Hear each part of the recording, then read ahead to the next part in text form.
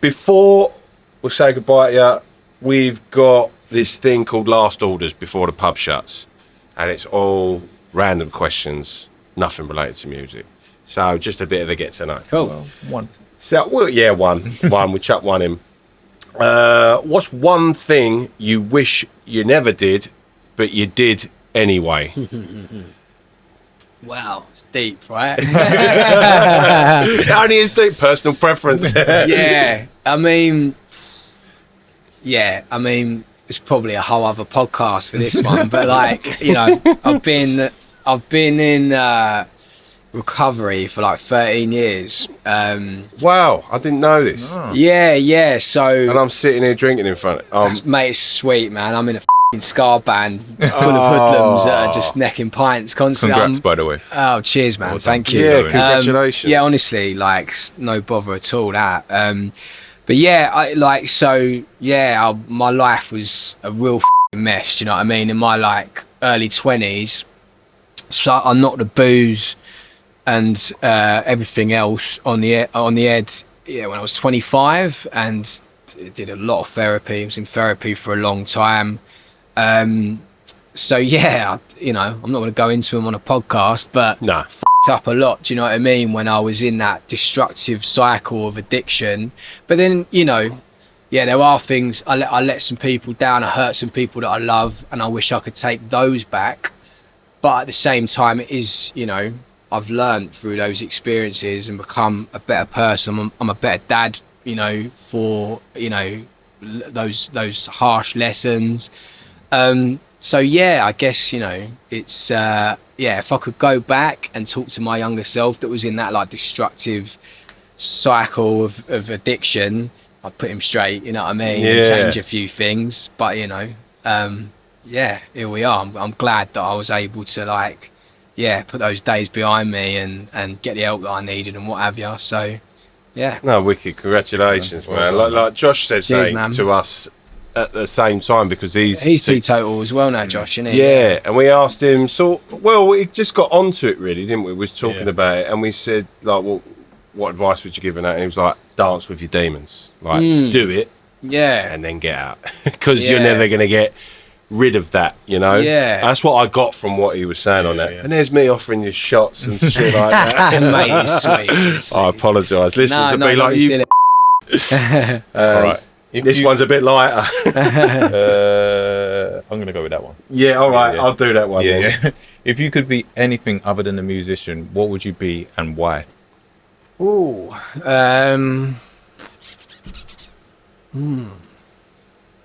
It's a really good one. I don't know. I guess like I'd like to be a counsellor or something. Do you know what I mean? I think that would be like it would be nice to help people. Do you know what I mean? Yeah. Like I think that'd be just like a very like noble thing to do. Do you know what I mean? As a career. So, and I think I'd find it very interesting and get like a kick out of helping others. Do you know what I mean? Work through their struggles. Nice. Yeah. Right. Smash, marry, kill. Smash, marry, kill. Marge Simpson. Lois when we Griffith. say smash, what exactly do we mean by smash? I will say make love. Okay, right. Yeah. Not smash or snap. Right. Yeah, not Stella John in it. So Marge Simpson, Lois Griffin, or Velma Dinkley. Scooby Doo. Okay, so I've seen some sexy things of Velma on the old net. So. I don't know what so Lois, is that the mum in Family Guy? Hey Peter, yeah. Yeah. Smash her.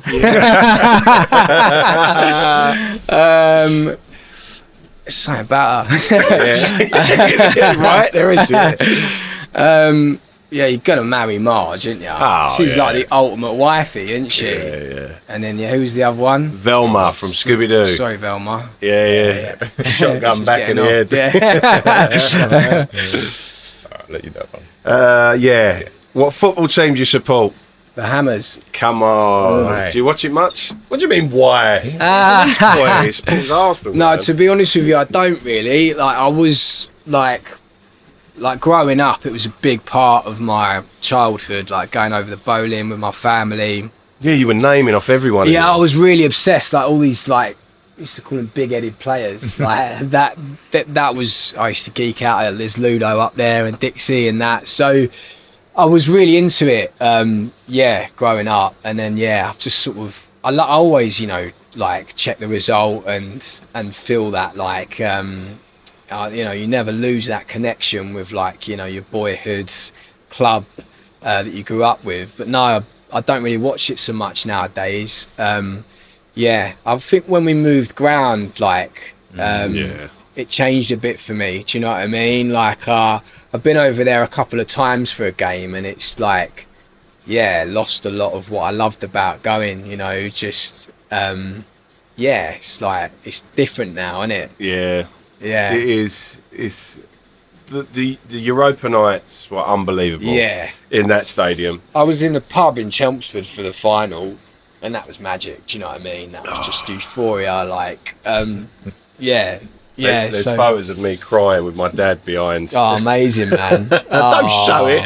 That's beautiful, mate. And Mate. you know, my boy's 4 and he's really getting into footy. I take him over Margate FC every Saturday morning. He does the wicked. kids' classes, and he loved watching, you know, England in the, was it Euros last time? Yeah, it was, yeah, wasn't it? Yeah, he was into that. So I like the idea of like really getting back into it, like, and having it as a thing that With I your do boy. with him. I want Yeah. that same thing that I had with my old man growing up, you know. So that's for me, there's like an incentive to like get back into it because of him, you know what I mean? And Don't him let him taking support interest.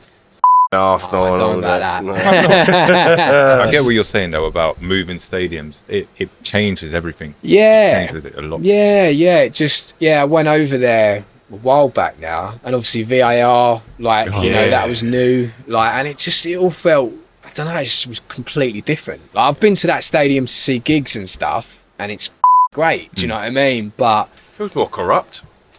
yeah, Like, it feels like it's just so commercial now, and so like, it's, I don't know, man.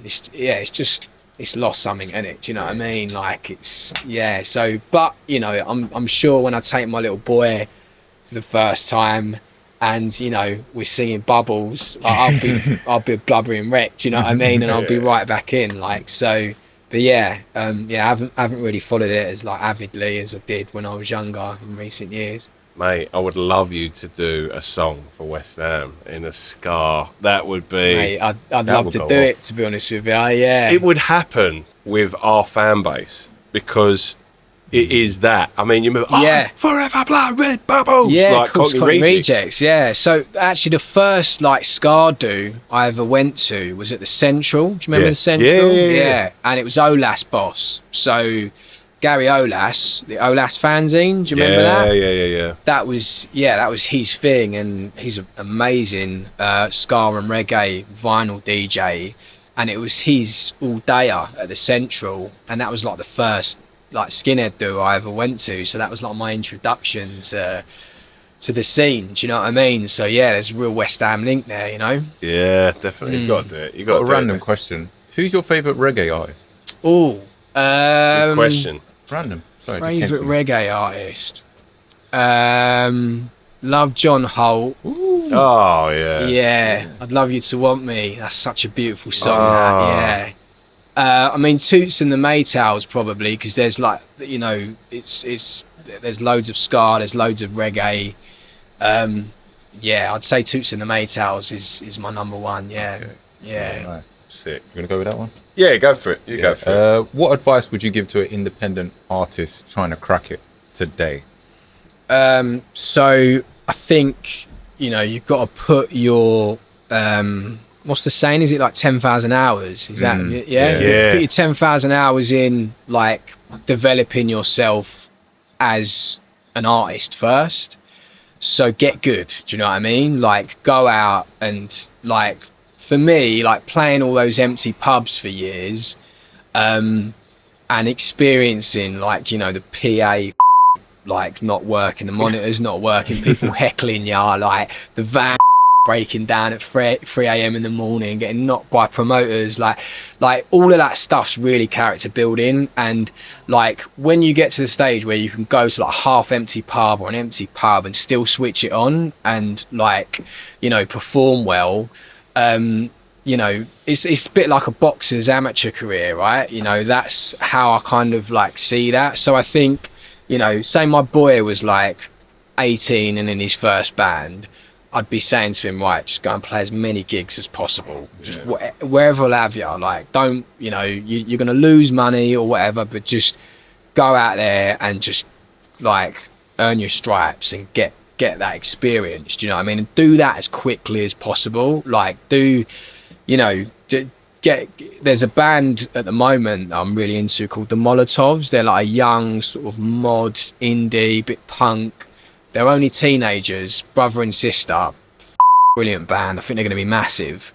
And they've been gigging like from a young age. And they've just sort of fast tracked it. They're really, really good. And they've spent like years just hammering the gigs. And they've obviously got, I've actually met, I've met their mum, and their parents are like obviously amazing people that just like recognize like, you know, their kids like talent and enthusiasm, and are just like really encouraging that like as much as possible.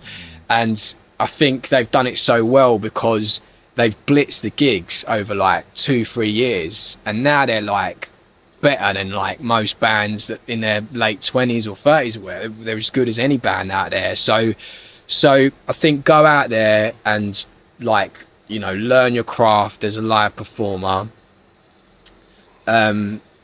Same in the studio, like put the hours in and get to the point where you're proud of your live show, you're proud of how you sound on record, your songs. And then the next part is do 10,000 hours of business and marketing. Like that is, there's no quick, I mean, you get it. You get artists that come along and they're like you know, they have this phenomenal career, and like look at Alex Turner, right? Like, do you know what I mean? Just number one after number one, and you know, he's a rock star at like 17 or whatever. But I think, you know, I think most artists, like, you know, in this, especially in this era now where you do have to grind, I think, longer. Do you know what I mean? There's not as many bands that just come out and like smash it overnight like there was in like the 90s and the noughties and before that. I think, yeah, like really brush up on your business and marketing, and yeah, like I was saying earlier, like embrace the kind of, you know, entrepreneurial part of being an artist. And I think if you do both those things, we're probably talking about like, you know, a 5 to 10 year cycle here, but at the end of it, you'll be good and you'll have a career. Do you know what I mean? If you've put the work in. So I think, you know, for us, like although we worked hard and definitely did the 10,000 hours on the music in my old band in my 20s, we were really slacking on like, you know, the business side, and we didn't know what we were doing. And that's why we partnered with a label that weren't the right fit for us, because we were just completely like, you know, reliant on someone just doing the business for us, you know. So but you've really got to, if you can learn business and marketing, you're giving yourself such an advantage, you know. Yeah, definitely. Well, ladies and gentlemen, you heard it. That's Silky. Yep. Thank you so much for coming. Thank you, gents. It's been an absolute pleasure. Thank you. No, mate, absolute pleasure talking to you, man. I mean, what is it? It's up from Margate, isn't it? So you come up from Margate to us, or is it down from Margate? So we go down to Margate from here. I don't know. My geography's fucking down terrible. yeah. Well, anyway, whatever jurisdiction it is, thanks for coming, man. Really appreciate it, mate. You've been listening to the Champion Contender Podcast. That is big love. The Bar Shut. Tune in next week for the next guest. See you soon. Cheers, gents. Peace. Cheers, man. Thank Amazing. you. Nice one, fellas. Oh, mate. That was wicked, man. No worries, man. So bad offering you. No, please don't. Honestly, mate. No, it's fine. Honestly. Yeah. Honestly, don't feel bad in the slightest. No. I'm f***ing around it all the time, mate. Yeah. Honestly.